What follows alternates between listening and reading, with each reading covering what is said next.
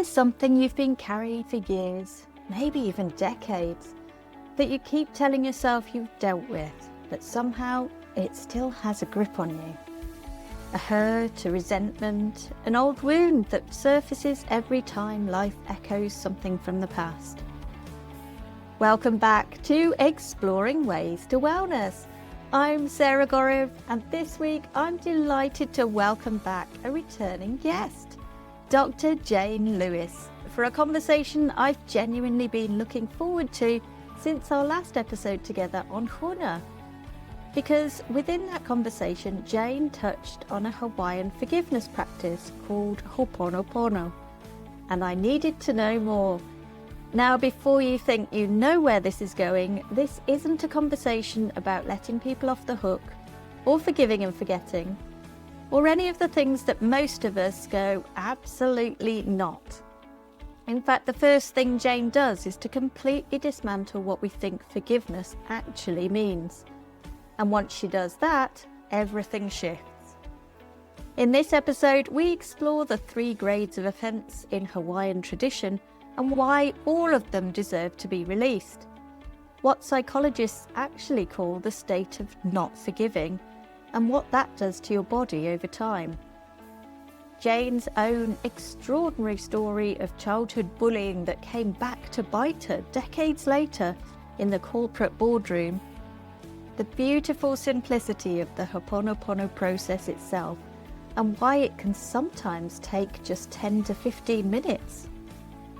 We also talk about forgiveness in grief, in organisations and even across generations. Because as Jane says, you can't change the past, but you can heal it.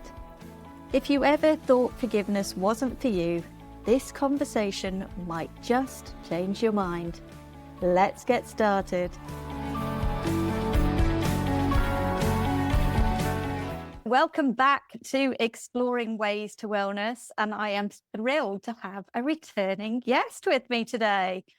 You may remember the episode we had with Dr. Jane Lewis on Huna, which was absolutely fascinating. And within that, there was a practice called Ho'oponopono, and I just needed to know more. So welcome back, Jane. Thank you. Thank you so much, Sarah. It's really good to be back. Oh, it's so lovely to see you. And I guess to start with, when I personally started looking into it, was to understand what forgiveness is and isn't. Do you mind, from your perspective, just giving us a little insight into the term and what it really means? Yeah, different spiritual practices or faiths, religions, whatever, will give you different takes on forgiveness. So this is one that really is based on my Huna Hawaiian lineage and what I've learned from that. Now, there may be Hawaiians who say, well, no, that's not how we would see it. But this is how, in the lineage that I've studied, this is how we would talk about it. So let's start with what it isn't, because that's where the big myths lie.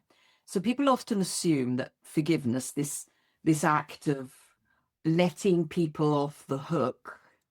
That's where I was coming from, to be honest. Not. It absolutely is not letting people off the hook. It's not condoning bad behavior. If somebody has committed an unspeakable crime or a crime, then they should be handed over to the appropriate authorities and dealt with appropriately. And in ancient times, they might be executed for doing things that were considered inappropriate, but they would be forgiven. And there was actually a place of refuge in Hawaii, Huna. And if you got to Huna without either drowning or being killed by the guards who kept it sacred and safe, then you would be forgiven everything. And that was your opportunity to start a whole new life. Anyway, it is not condoning bad behavior or accepting bad behavior. It isn't giving away your power to the person who has hurt you or abused you or wounded you or offended you in some way. It's the opposite, in fact. It's liberating. It's taking back your power. Much of the time, we hurt somebody and we don't even know we've hurt them. So not forgiving somebody, it's not a great strategy for revenge, to be honest. Yeah. They may be aware, we may have told them, or and then it may be quite obvious in some way. But even so, every time you say, well, I'm not forgiving, because you're giving your power straight back. Yes. Yeah. But I think some of those myths, they're probably reasons why people can't even consider Yeah. the thought of forgiving someone, Yes. because that thought of how am I supposed to forget what they've done? How can I excuse or condone what they've done? And actually, it sounds like it ends up being something that we need to recognize as part of us as much as it's part of them. And I Yeah. guess that's where the release can come and the benefit can come. So you were saying about that, what forgiveness really is, then, from your perspective. So from a Huna perspective, or the lineage that I've studied perspective, a couple of things. One is there are 3 grades of offence, and all these grades should be forgiven. So the first grade is what they call Hana. It's a mistake. I said something or I did something. It wasn't my intention to hurt you. Unfortunately, it did. Mhm. And that's the one where I always use the school dinner lady example, where the student on a course that I was teaching, and he wriggled and he wrestled and he struggled and didn't do what I said. You need to do this. I'm not doing it for you. You need to do this. Anyway, we got him through. He got his 100%, which he needed to get, open book. And he came up to the end and he thanked me for all my help. And he said, but I have to say, Jane, he said, it was difficult because you remind me of my school dinner lady. I bet you appreciated that. How could I possibly ever have You known? wouldn't have known. Yes. So, there are things, something in our tone of voice, something in the way we look, some Yeah. gestures, we make a joke Yeah. with the intention of, not with the intention of hurting, but just making a joke or something, and it lands badly. So Hana, I genuinely didn't mean to, but it should be forgiven. Those are, in the main, the easy ones to forgive. The next class is what they call a hever. Hever is when you go overboard. So hever includes addictions, because that's going overboard with yourself. Okay. But hever is also, the example I use is, you're dumped by some guy or some girl, and they tell you quite specifically and categorically they do not wish to be in your life. So what do? You drive past from time to time just to see if the light's on, or you phone them up just to hear their voice on the answer phone, or that sort of behavior. You know that what you're doing is absolutely not wanted, but you push it anyway, because it doesn't really harm anybody, does it? If I drive past his house, that it's that kind of thing. Yeah. Those would be examples of a header. And then the last one then is an eno, which is something that is deliberately done with the intention to hurt or harm the other person. Okay. So there's a specific category for those kinds of Yeah. things, right? It could be quite a small hurt. It could be a big hurt, but it's about the intention. It is my intention to hurt or harm or wound you. And all of them should be forgiven, because we're all human and we are all capable of bad behavior. As my teacher often says, if somebody had threatened his kids and their lives were at risk, most people would do what it takes. It takes a very, very special kind of a person. You do hear these stories, don't you, of these very Yeah. special people who Yeah. find a way in the worst possible experiences. And as you say, it's often somebody has been taken from them, and yet they're able to see beyond that. Yeah. And forgive the person. And the rest of us are sort of, how can you do that? I don't understand, but I guess it's a way of them, getting to peace with what's happened. Absolutely. I mean, Malala, she's a Pakistani teenager, was shot in the face by the Taliban, youngest Nobel Peace Prize. Yeah. Nobel Peace Prize winner. And she says that she had to forgive him as much for herself. It was part of her ongoing healing to forgive the guy who shot her. Yeah. Uh, I guess that's sort of part of what makes me really interested in this area is the fact that actually a lot of not forgiving someone, it impacts you, but it doesn't necessarily have any change to them. So really we're holding on to something, thinking of it's a way of blaming them or it's a way of punishing them. But are we really punishing anyone but ourselves in doing that by holding on to this anger and this resentment? the psychologists, because my teacher in Hawaii, actually, his PhD is on Ho'oponopono and statistically proving an evidence-based study that it works in his PhD, which he kindly let me read. He talks about, the psychologists talk about unforgiveness, and that's the state of not forgiving. And there's a whole body psychology on unforgiveness. Right. Um, and basically, it acts like chronic stress in our body. So all the things that you can think of that chronic stress might lead to, so maybe skin eruptions, can be gut problems, can be heart problems, lung problems. I mean, there's all sorts of medical issues that can arise out of chronic stress. And unforgiveness, not forgiving, can act like chronic stress in the body. Oh, mental illnesses level, and can lead to all manner of physical, mental, emotional diseases.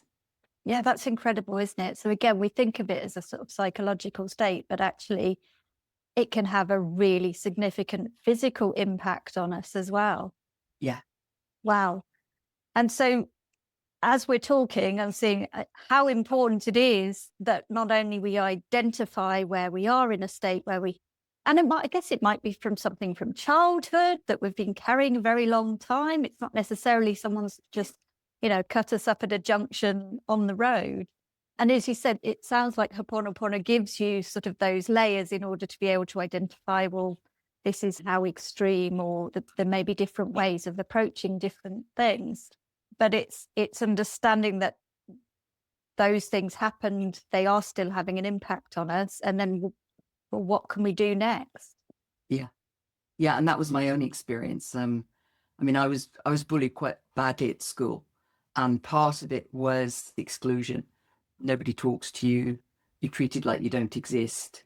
And if they take it far enough, they'll lie to you. And I experienced that substantially, particularly between the age of about 7 and 11. But it was a constant theme throughout my school years.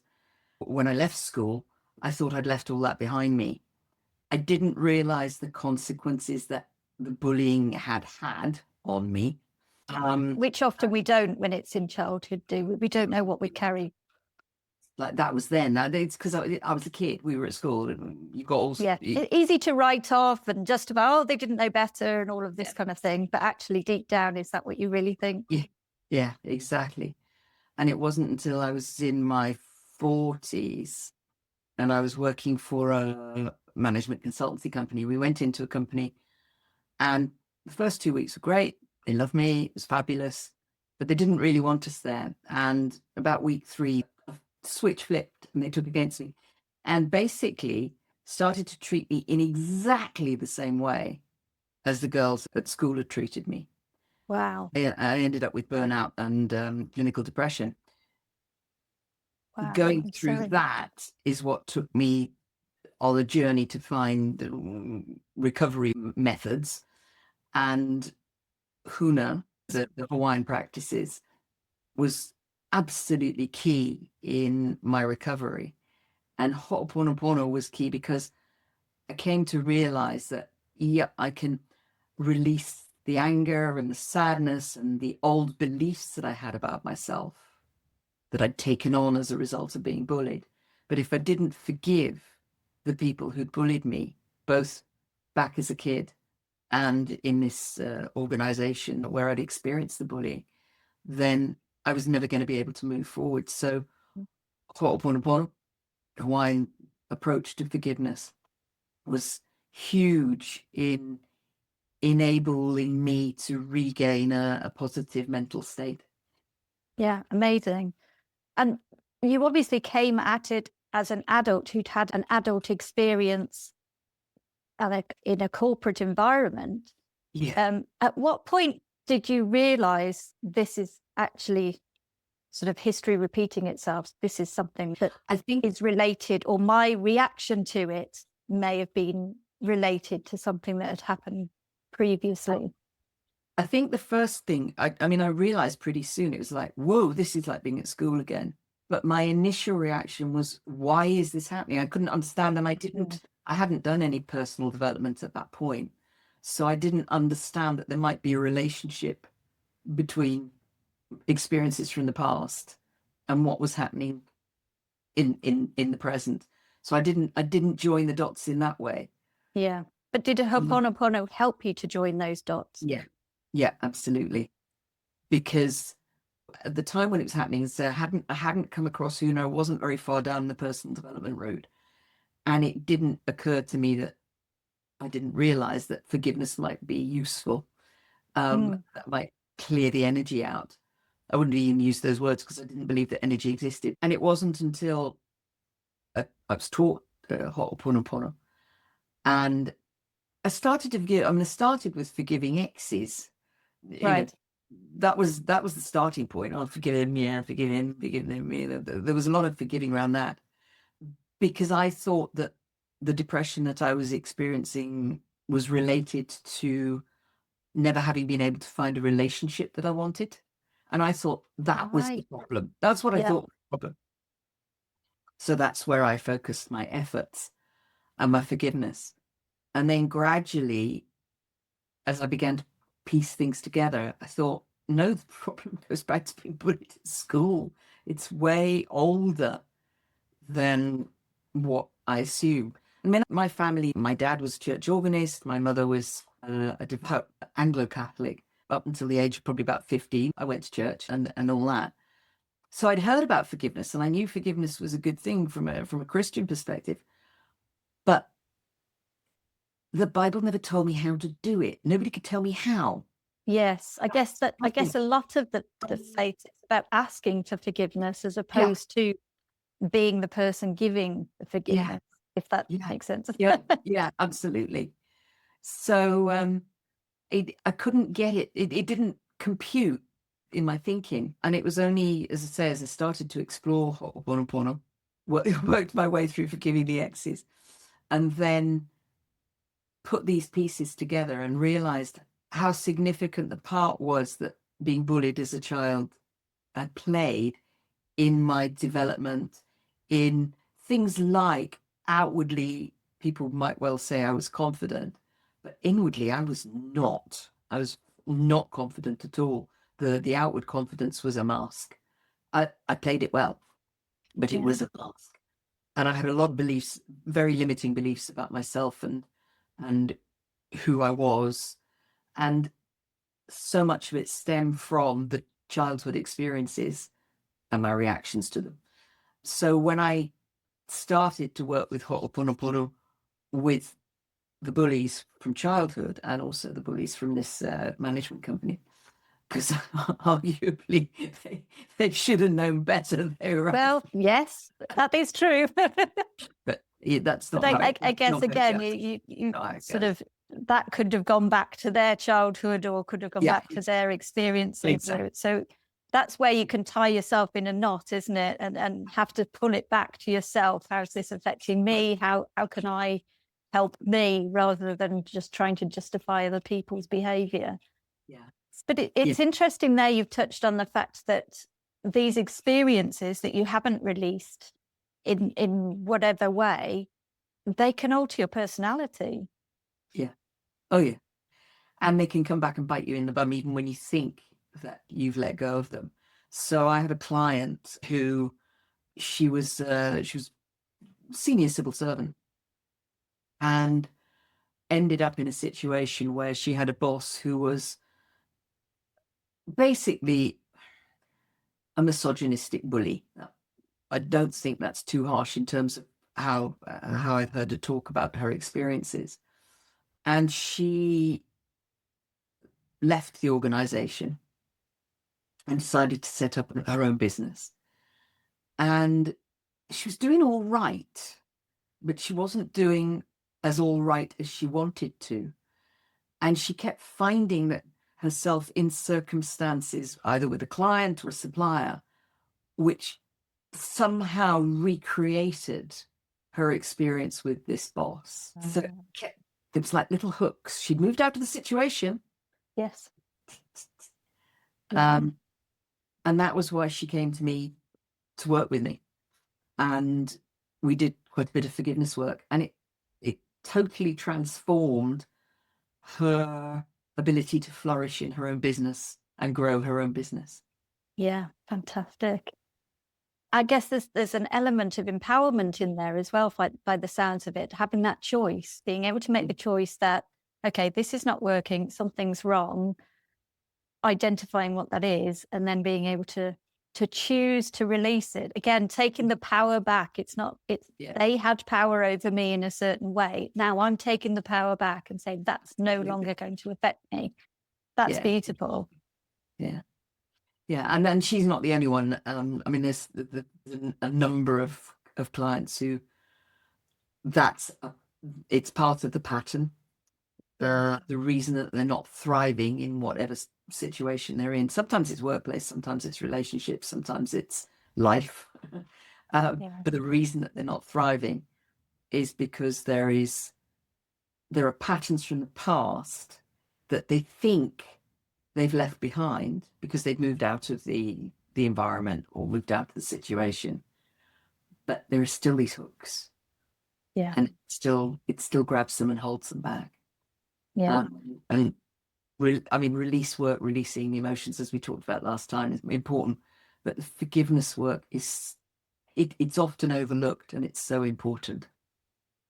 And do you find that it's something that sort of, it is helpful to have someone work through that process with you, in that, we can do journaling, or we can do that sort of questioning ourselves, or looking for patterns and things like that. But are you finding with clients that you can see something that maybe they haven't been able to join the dots themselves, but having the technique of Ho'oponopono or the practice of Huna, you can sort of notice things that consciously people aren't realizing that those patterns are existing? Yeah. Oh, definitely. I mean, I regard that as part of my job as a coach, is to help people understand their patterns and join the dots. And it in general, it is easier if you've got somebody who knows what they're doing to guide you through and help you, and mirror back and reflect things. And you just said this, and then you just said that.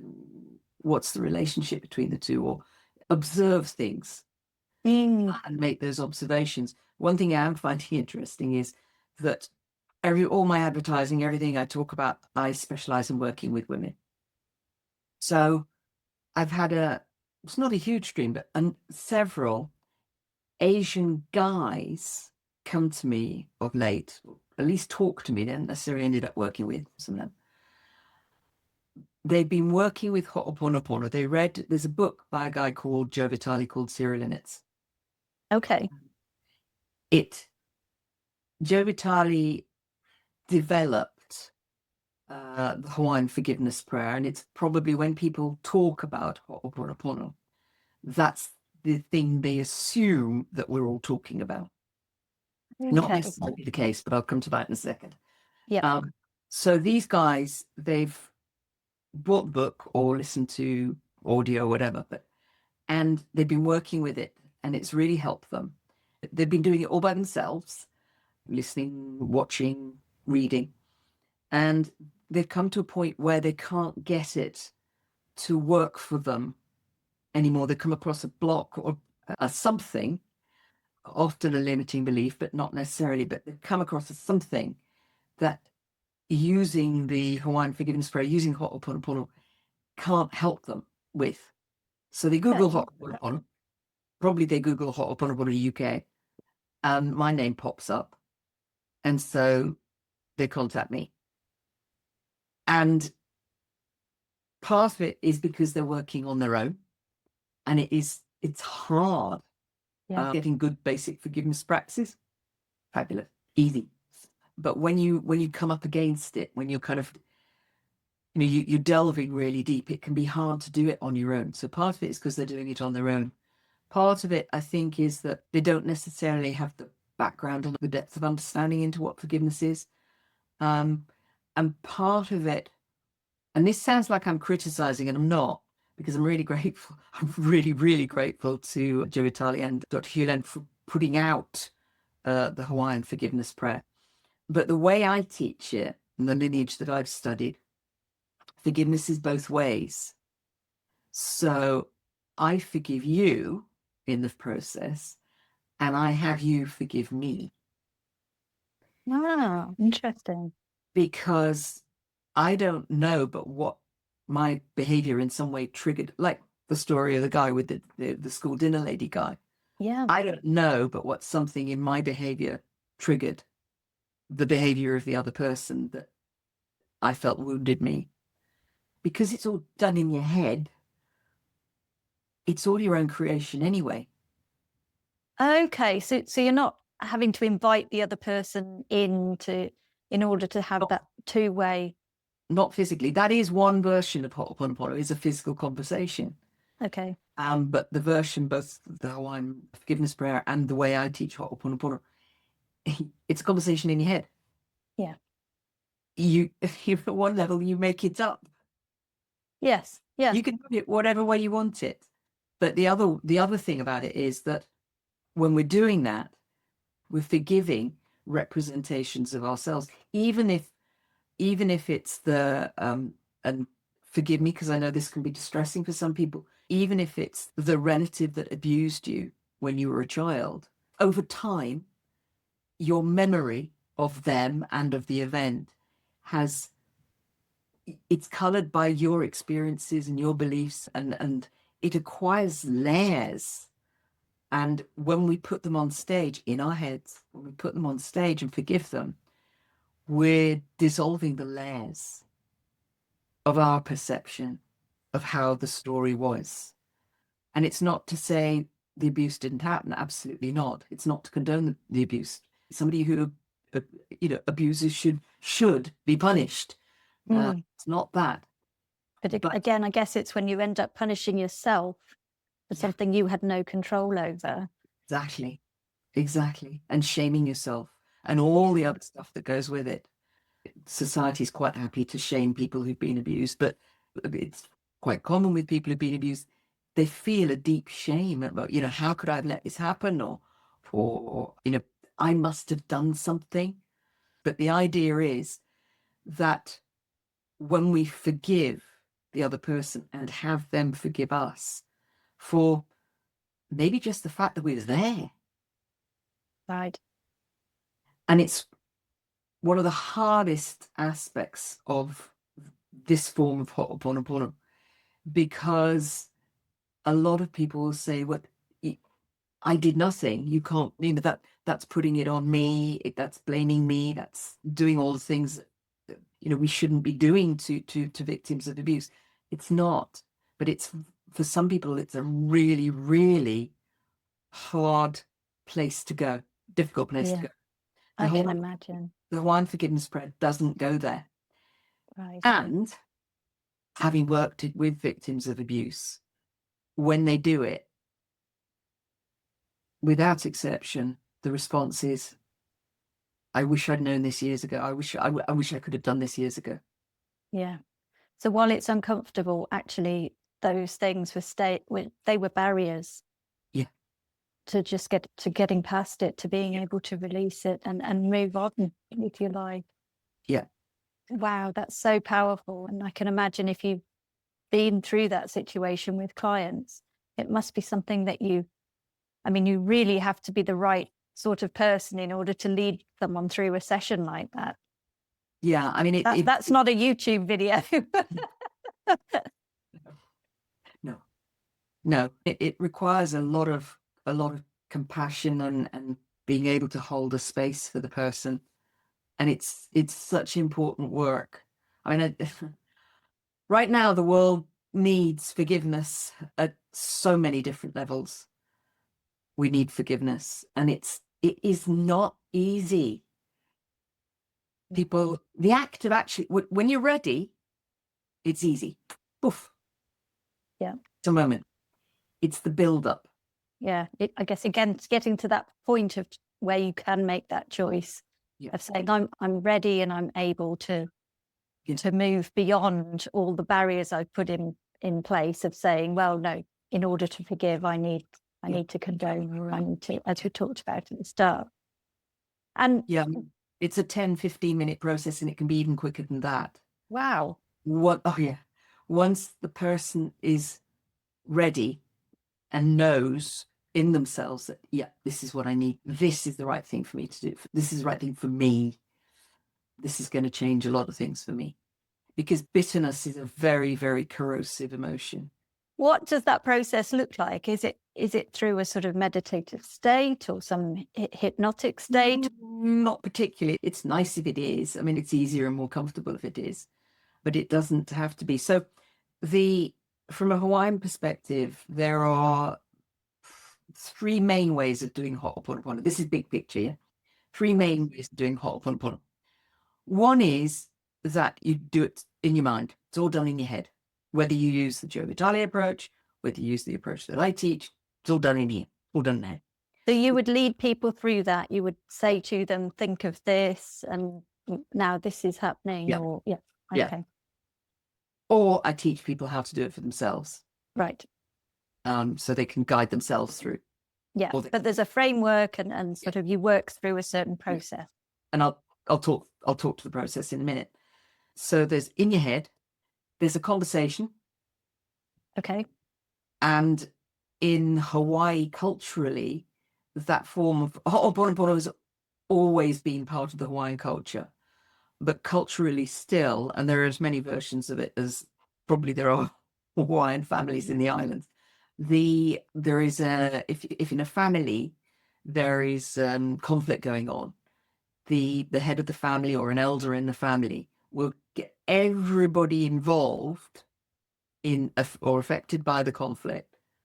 Even if it's Joe doesn't do the washing up, but whatever it is, everybody sits down, and it's almost like talking stick. Everybody gets to have their say, and they say what they need to say, and everybody says what they need to say, and they keep talking until they're done. And and forgiveness is complete both ways. And if it takes 24 hours, it takes 24 hours. Yeah. Because I can imagine the more people are talking, then the more things are coming up, and it just sort of can snowball. Yeah. But everybody has to have their say, whether they want to say anything or not. They have to say something, Now, that's the kind of extreme end of in face-to-face. But if I'd done something and I'd offended you or vice versa, we could have a one-to-one conversation about it with a facilitator, or just a one-to-one conversation, depending on how things went. So that's the second form, in-person conversation that leads to forgiveness. And then the third form is a mix of the two. So a friend of mine used to tell a story of an experience that he had, and he did ho'oponopono with a lot of people in order to release this experience. Didn't totally work, and then he had to go and have some face-to-face conversations with a few people to finish the process. So sometimes it's a mix. So going back to the first one, which is in your head, the way I teach it, the process is, you imagine healing light flow through you. You imagine a stage, and it's your stage, it's your design. So it can look like whatever you want your stage to look like. And then you invite the person or people that you want to forgive onto the stage, either in your mind or out loud. You say what you need to say. You have them say what they need to say, so that you can say, I forgive you, please forgive me. And you can hear them say, I forgive you too. Right. And I guess it sounds like it's that a significant part of the process, being heard. Say those things you've never had a chance to say to that person. Yeah. And because a lot of it's an unconscious process, if you did it all fully consciously, it would take forever. Once you allow your conscious, rational, logical, cognitive brain to step out and go with your gut and trust what's coming up in the process, then it gets fast because the unconscious mind works fast. Yeah. And it can be a very quick process. But as you say, it's the getting the insights and the messages and the learnings both ways plays a huge part in getting the result. And is there an element of having to sort of forgive yourself as well as forgiving other people, or is that a different strand of the practice?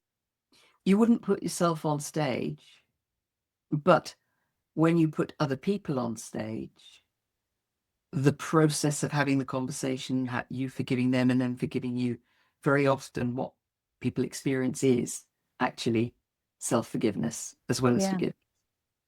That's what I wondered. That sounds incredible, but particularly from that first strand is the fact that you're having that conversation effectively with yourself. Yeah. So there's an element of self-forgiveness in there as well. Wow. Yeah, definitely. So powerful. Amazing. The fact that there is that process there, that you can get that level of forgiveness for others, for yourself, whether that's facilitated, whether that's something that you've learned to do, but all of the ways, I guess, get you to that end goal of release and feeling better in yourself, improving your own well-being. There's a lot written about forgiveness at an individual level. There's not much written about forgiveness in organizations.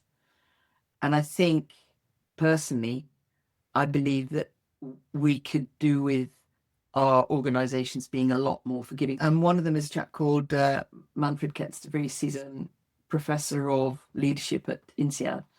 He must be in his 80s now, but he has written about it. And one of the things, and I love what he says you can't change the past, but you can heal it. And by healing it, you change the present and the future. Yes. Another piece that, again, doesn't get as explored as much is forgiveness around death and bereavement. A friend of mine told me a story. She'd left her job and she was trying to set up her own company, and the ideas were just not coming through. She was just stuck. It just didn't, nothing. It was like wading in glue. And she was working with a healer, and this healer said, it all boils down to forgiveness. Everything boils down to forgiveness. And a lot of healers and spiritual teachers do believe this. It all boils down to forgiveness. Make a list of everybody that you need to forgive. So she went off and made a list, and from nowhere came a sense that one of the people that she needed to forgive, and it was important that she did, was her former best friend, who, when he was in his 30s, when they were both in their 30s, he died. They would joke about seeing themselves in their 60s, 70s, 80s, sitting down together and laughing at the world. But of course, he wasn't there to do that. And she had to forgive him for leaving her. Yeah.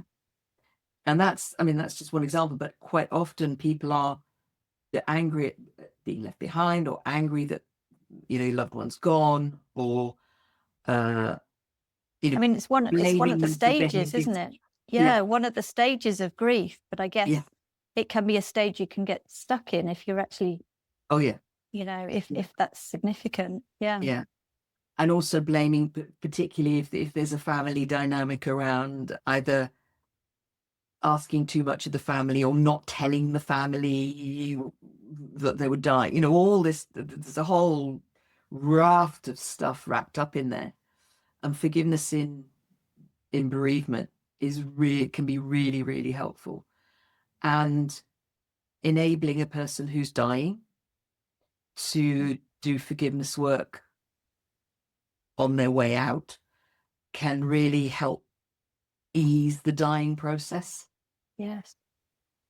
That sounds like it could be a whole specialism in itself. It's in bereavement and in dying. Wow. I hadn't even, considered that. From what you're saying, it makes total sense. And I could see how that could be really significant some people. And actually, maybe from a bereavement perspective, it could be something that's stopping people moving through that grieving process. Yeah. And again, that can impact your life for a long time. That can be a long-term thing. So anything that can facilitate the sort of the moving through of emotions and working with, well, as you said, that the energy of the time. It sounds like it's also possible then to work with where things have happened in past generations. So where people have discovered, you know, somebody a few generations back did terrible things or was involved in terrible things. I guess there could be something in your DNA carrying that forward as sort of always being ashamed, but not really knowing why. If you can sort of release that of sort of, I forgive you, that's not my pain to bear sort of thing. Yeah, I guess, and there's a couple of different ways of coming at it. If you're doing the sort of conventional Ho'oponopono process as we teach it in my lineage, you would put on the stage your ancestor who had committed murder or violence or whatever. You would put them on the stage and you would forgive them. So that's one way of doing it. But we don't always know who they are. We don't necessarily know who we need to put on the stage. So you can kind of make some assumptions and put somebody, you know, and put somebody on the stage who represents the behavior and the person who did the behaviors. But sometimes what, and it's not so much giving. So one of the things you get after war, and it's quite evident in Europe after the Second World War, where you had a lot of people who were migratory, destitute, starving. There was, you know, in mainland Europe, there's some bad situations in the UK, but in mainland Europe, there was some really horrific situations. And people really did what they needed to do in order to survive and have carried it with them and transmitted it through their behaviors to their and through the DNA, next generation, to the next generation and the generations after. So what you can do, again, if you know who it was, you can put them on the stage. But what I do when I'm facilitating, if I know that there is clearly generational baggage, that's not to undermine what people are carrying, but you know, this generational history, I'll talk specifically about it and forgiving the generations behind that may have contributed to this particular behavior. Yeah. And again, what I think is key there is the fact that you're not trying to justify what they did. You're not going to know that far back the real reasons why. So you can guess till the cows come home, you know, trying to justify or trying to plaster it with reframing or plaster it with some sort of toxic positivity, but actually doing it through this lens of forgiveness. Again, it's coming from a different energy, isn't it? Yeah, totally. And it's sort of, what's coming to me is that it's like an act of cleansing almost. I think that's a really good way to describe it. Yeah. I just find it absolutely fascinating. What often comes across is some of these things seem quite obvious, but actually we've lost the obvious, haven't we? And we look to overcomplicate things and we look to some sort of magical. When I looked into forgiveness on the internet, there was so many search results of the 10 steps of this and the 5 steps of that. And, you know, everyone seemed to have all these different frameworks. So I was really thrilled that we were able to have this conversation to go through something that, again, we talked last time about Huna being an ancient tradition and actually learning from something beyond clickbait, if you like. This is actually this is coming from somewhere. This is tried and tested and it works. So fascinating. I know you've got a retreat coming up, a Huna retreat in France, which sounds very exciting. Would you like to let us know a little bit more about that? Because I guess, will this be part of it? So, yeah. So just from the Ho'oponopono perspective, so one of the things we do as part of it is guide people through Ho'oponopono, an extended version. And then towards the end of the retreat, we teach people how to do it for themselves. so that they can Beautiful. use it. It's a 5-day retreat. It's in a beautiful part of southern France. It's really for people who want to explore and deepen their spirituality, Mm. particularly from the perspective of energy, because not all spiritual traditions talk about energy. Yes. Huna talks a lot about energy. Right. We talk a lot about energy healing, that spiritual connection, developing your own spirituality, your sense of purpose and identity. We release emotions, we release beliefs, we do ho'oponopono to really clear out the system. We do a lot of work with connecting with the elements and connecting with your higher self, which is, if you like, your connection with the divine. How do you work with the elements? What can you do with them? If you just because you understand the energy of the elements, what can you actually do with this stuff? How does Yeah. it help you manifest? How does it help you heal yourself? How does it help you heal other people? And practices and principles. And we teach dream interpretation. We work with clay and fire and other things for transformational purposes. We're going to a sacred place to really connect and feel the difference in the energies. So, I mean, it is absolutely jam-packed 5 days, but It sounds like a very, very special experience. Well, we'll pop a link in the show notes if anybody wants to find out more about that. So thank you so much for today, Jane. It's been a packed episode. I hope everybody's enjoyed it and learned something from it. But I really appreciate you coming and articulating it so clearly so that we can really understand the practice itself and the potential that it gives you. So thank you. thank you so much. It's lovely to be here. Thanks, Sarah.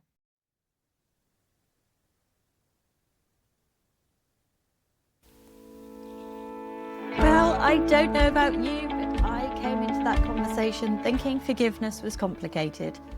And I'm coming out of it thinking we've just been looking at it wrong all along. Jane's clarity on what forgiveness actually is, and crucially what it isn't, feels like such an important starting point.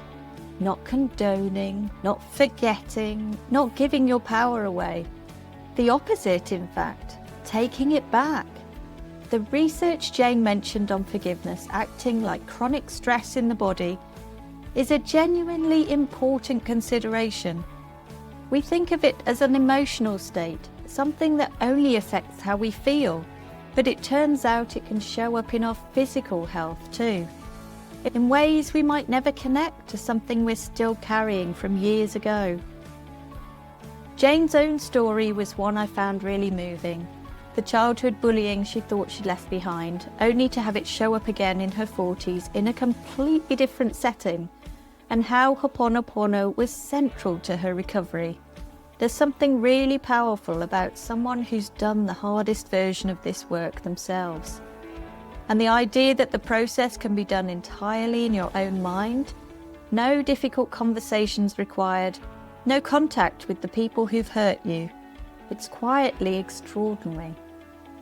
You imagine a stage, you say what needs to be said, you hear what you need to hear, and something shifts.